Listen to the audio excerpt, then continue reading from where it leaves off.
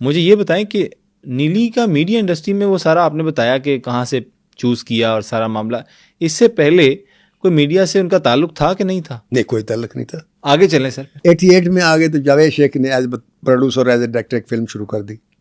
اچھا. اس فلم کا نام تھا مشکل. فلم شروع کی تو یہ مجھے بعد میں پتہ چلا ہر ڈائریکٹر جب پروڈیوسر اور ڈائریکٹر بنتا نا جب، تو سب سے پہلے اپنی معشوق کو کاسٹ کرتا ہے جس کو وہ پیار کرتا ہوتا ہے. اچھا. ہاں جی.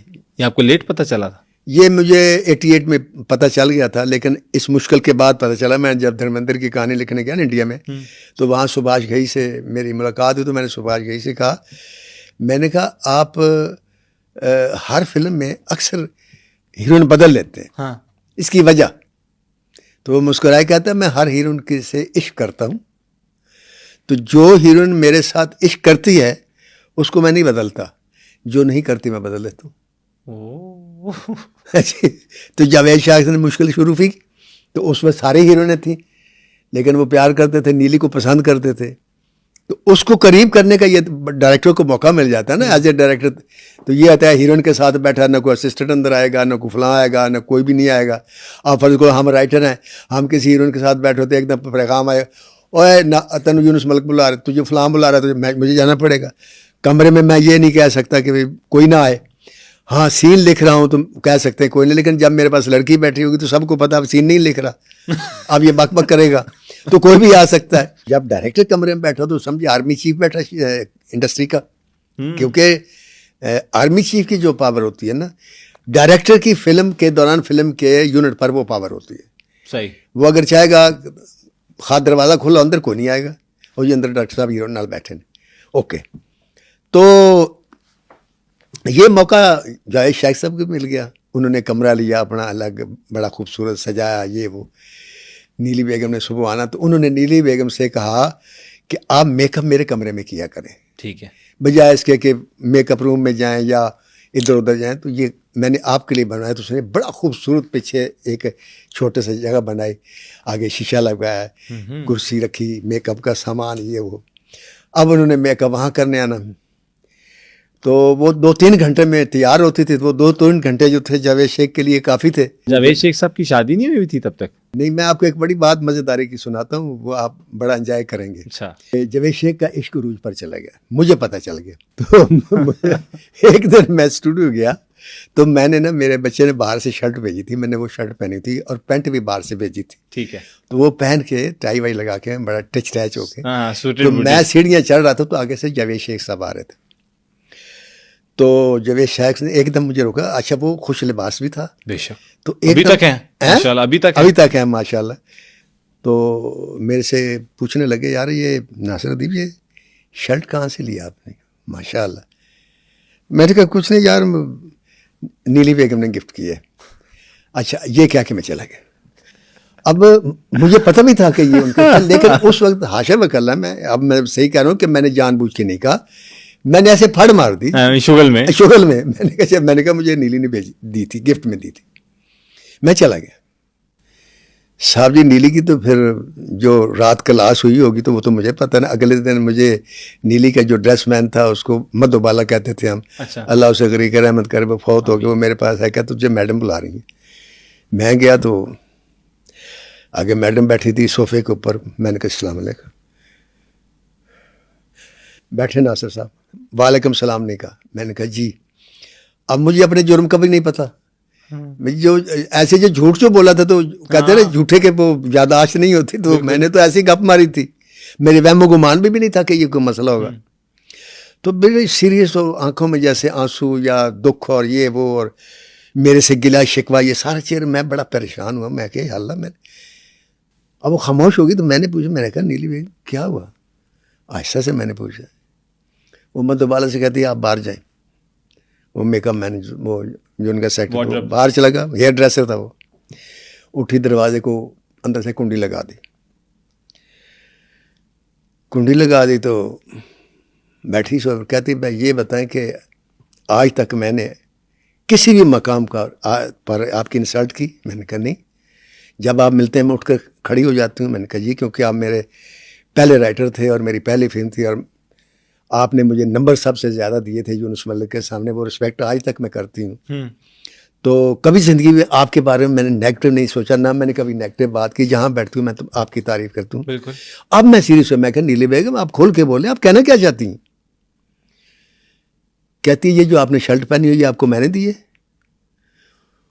ہوئے مجھے یاد آ گیا ناصر دیب، یہ تو جاوید شیخ تو اس کے ساتھ عشق کرتا ہے، تو نے یہ کیا بات کر دی.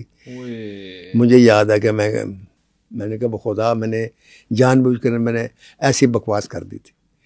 مجھے اگر یہ پتا ہوتا کہ اس کو یہ اتنی بات ہرٹ کرے گی تو میں یہ بات کبھی بھی نہ کرتا. اچھا. تو پھر کہتی ہے اچھا ٹھیک ہے، لیکن کہتی ہے آندھا پلیز ذرا احتیاط کرنا. میں نے کہا اچھا جی. اب میں باہر آ گیا. اب میری خباثت دیکھیں، باہر آیا، اب اندر ہم گھنٹہ ایک بیٹھے رہے کہ کچھ نے پھر چائے وائے بھی پلائی. تو دروازہ بند تھا، مطلب والا باہر تھا، سب کو پتا تھا ناصر دیب اندر، نیلے اندر اکیلی ہے. اب میں باہر آ گیا. تو آگے نا وہ ایک عظمت نواز ڈائریکٹر اللہ ان کو غرق رحمت کر فوت ہو گئے، بیٹھے کہتے یار میں اتنے کھلوتا کافی دیر دا، میں نے کوئی گل دا جواب دے کے جا. میں کہا کی؟ کہتا 1 گھنٹے تو اندر ہے تو کی کر رہے سے؟ میں کہا عظمت صاحب نیلی ہوئے ناصر ادیب ہوئے تنائی ہوئے کی ہوندا پھر؟ تو میں چلا گیا. اب یہ نہیں بتایا کہ میری بستی ہوئی اندر، پھر پھاڑ مار کے اور میں پھر پھاڑ مار کے نکل گیا. اچھا یہ میری عادت بھی تھی. اچھا. ہاں جی، میں اس فضول قسم کی بکواس کرنا ہے. اب تو میں نے چھوڑ دیا، اللہ کا لاکھ لاکھ شکر ہے. الحمدللہ. اچھا وہ جو بات تھی وہ بھی چلی گئی کانوں تک. نہ کریں. ہاں جی. لیکن وہ بڑا میں سمجھتا ہوں جاوید شیخ جو تھا وہ اس نے سمجھدار تھا، اس کو پتا تھا کہ اس نے میرا ریکارڈ پھر دیکھا نا، جب گوگل نہیں کھولتے یار یہ دیکھتے پھر وہ ہر ایک ناصر نہ وہ ایک نے کیا کہتے وہ ناصر دیب تو ہمیں پونڈ گیا آدمی ہے، تو ہر لڑکی کے ساتھ ایسی مذاق اور بکواس کرتا رہتا ہے، وہ اس کا کسی کے ساتھ کوئی چکر نہیں ہے. ہاں جی. وہ پھر اس نے نا اس کو لائٹر نوٹ پہ لے لیا. یہ ایک واقعہ. تو یہاں سے جاوید شیخ کا عشق شروع ہوا، اور وہ جو عشق تھا وہ نیلی انتہائی سیریس تھی، کیونکہ جاوید شیخ نے اس کے سامنے جو ہر رومانٹک آدمی اور عاشق مزاج آدمی، کیونکہ وہ میرا ایک مکالمہ ہے کہ کائنات میں سب سے زیادہ جھوٹ جو بولا جاتا ہے وہ عشق میں بولا جاتا ہے. کوئی سچ نہیں بولتا. میں فون کر رہا ہوں گے، میں ساری رات نہیں سوتا، حالانکہ ساری رات سو رہے ہوں گے. میں صبح سے میں نے 2 دنوں سے کچھ نہیں کھایا، 4 نان کھا کے 2 پائے کھا کے آیا ہوں. میں شیب بدا کے یہ وہ میں مر جاؤں گا اگر تم، لے کر مرنا بھی کوئی نہیں. سب بکواس ہے. وہ بیچاری جو عورت ہوتی ہے وہ بہرحال قبضے میں آ جاتی ہے، وہ ایموشنل ذرا اس کی ایک وجہ نا، اللہ تعالیٰ نے مرد اور عورت میں ڈفرنس صرف اتنا رکھا ہے کہ مرد بولتا ہے دماغ سے، عورت بولتی ہے دل سے. بس اتنی سی بات. کیا بات ہے. تو وہ پھر عورت قابو آ جاتی ہے. وہ پھر اس نے وہ سلما آغا کے ساتھ اس کا نیا بریک اپ ہوا تھا، تو اس نے پھر رو رو کے بتایا ہوگا کہ میں یوں ہو گیا ہوں، منہ ہو گیا ہوں، تو مجھے کندھا چاہیے رونے کے لیے نا. ٹھیک ہے. تو نیلی جو تھی اس نے کندھا دے دیا، وہ پھر رومانس چل پڑا. اور پھر جیسے کہ جاوید شیخ ماشاءاللہ جیسے ہیں وہ بس پھر ایسے ہی رہے. پھر ان کی اور شکایات آئیں تو پھر نیلے کا بریک اپ ہو گیا. اچھا. اور ہاں جب بریک اپ ہوا نیلی کا تو سر پھر، لیکن میں نے جو ریسرچ کیا اس میں نیلی چاہتی تھی شادی کرنا. جی میں وہی آپ عرض کر رہا ہوں نا کہ بھئی وہ جس وقت ایک آدمی کو وہ شیخ رشید صاحب ہیں نا، وہ جو کہتے ہیں جی جب دودھ بازار سے ملتا ہو تو بھینس کو پالنے کی کیا ضرورت ہے. جاوید شیخ کا بھی نظریہ کچھ اسی قسم کا نا. ٹھیک ہے. تو نیلی بیگم جو عورت جب صاحب سیریس ہو جاتی ہے آپ کو پتہ، تو پھر عورت میں یہاں سے ہی عورت مار بھی کھاتی ہے.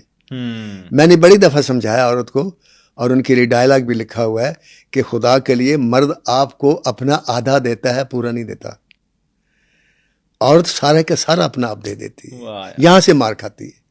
تو وہ اس نے پھر وہی اس کے بعد جب سب کچھ انسان دے بیٹھتا ہے تو پھر جب میں نے اپنا سارا کچھ جو آپ کو دے دیا تو اب میرے پاس تو واپسی کا بھی کرایہ میں نے آپ سے مانگنا ہے نا. صحیح ہے. بالکل ایسے ہی ہے. تو یا پھر آپ مجھے اپنے پاس رکھیں. بالکل. تو وہ پھر اس وقت جب پاس رہنا چاہتی ہے نا مرد کی کہ میرے پاس تو اب کچھ نہیں ہے، ہاں، تو مرد اسے نہیں رکھتا. جو مرد ایسے ہوتے ہیں، ٹھیک ہے، ہر مرد کی بات نہیں کر رہا. تو وہ پھر بریک اپ ہو گیا. لیکن میں اس کا چشمدید گواہ ہوں کہ بریک اپ کے بعد میں نے بڑی بڑی عورتوں کو روتے دیکھا ہے، شکوہ کرتے دیکھا ہے، گلہ کرتے دیکھا ہے، اس آدمی کو گالیاں دیتے دیکھا ہے، یہ ہے وہ ہے. زندگی بھر اس نے جاوید شیخ کے بارے میں نیگیٹو بات نہیں کی. پہلی بات. کیا بات ہے, بڑا ظرف. نمبر 2, زندگی بھر میں نے اس کی آنکھوں میں غم نہیں دیکھا. واہ. زندگی بھر میں نے اس کو یہ نہیں دیکھا کہ وہ اندر سے ٹوٹ گئی ہو. ایک اٹل فیصلہ میں نے اس کی آنکھوں میں دیکھا, اور وہ اٹل فیصلہ یہ تھا جو میں سمجھا کہ وہ زندگی میں اب کسی سے عشق نہیں کرے گی. اور پھر اس کے ساتھ بے شمار لوگوں نے عشق کرنے کی کوشش کی, کیونکہ جب عورت ٹوٹ جاتی ہے نا تو وہ بھی جیسے مشہور ہے کہ کٹی پتنگ کی طرح ہوتی ہے, تو کسی کی گود میں بھی گرنے کے لیے تیار ہوتی ہے. تو لوگوں نے یہ سمجھا کہ نیلی بھی ایسی ہی ہوگی. پھر ہر آدمی اس کے پیچھے دوڑا. ان میں سب سے پہلے یونس ملک صاحب تھے. اس کے بعد اب میں کس کس کا نام لوں, آپ یوں سمجھ لیں جتنے لوگ اس دور میں زندہ تھے جو ڈائریکٹر تھے وہ سارے اس کے پیچھے تھے, اقبال کشمیری سمیت. اچھا. اور جتنے سرمایہ دار تھے اسٹوڈیو کے اندر وہ بھی ان کے پیچھے تھے.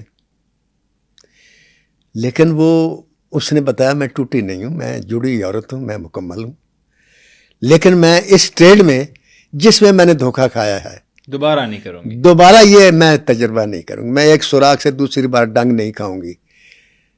یہ پکی بات تھی. لہذا 2004 تک لوگ کوشش کرتے رہے.